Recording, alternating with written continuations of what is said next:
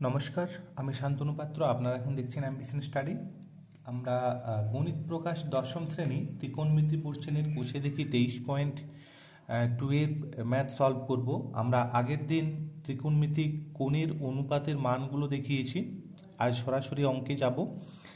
Sine square 45 degree, আমাকে sign 45 ডিগ্রির মানটা জানতে হবে। সাইন 45-এর মানটা আমরা আগের দিন দেখিয়েছিলাম 1/√2।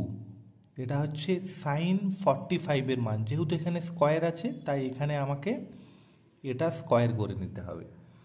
এরপর কোসেক 60 ডিগ্রির মান কত?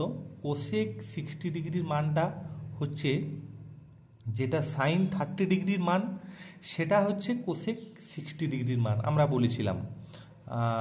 তাহলে না, যেটা সাইন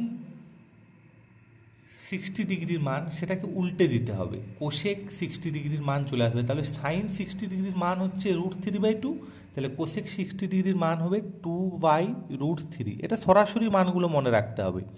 মান নির্ণয়ের ক্ষেত্রে এরকম লিঙ্ক করার কোনো প্রয়োজন নেই। সেক 30 ডিগ্রি, সেক 30 ডিগ্রিটা হচ্ছে কস 30 ডিগ্রির মান কত? কস 30 ডিগ্রির মান হচ্ছে √3/2।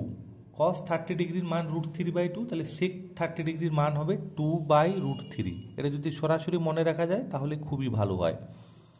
এইখানে এই দুটো মানকে করার কোনো প্রয়োজনই নেই, তার কারণ এইখানে একটা মান মাইনাস আছে, একটা মান প্লাস আছে, সেম মান, তাহলে এই দুটো কিন্তু কেটে যাবে।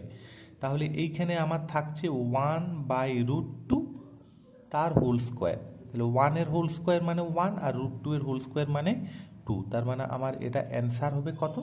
এটা আমার অ্যান্সার হবে হাফ। ধন্যবাদ।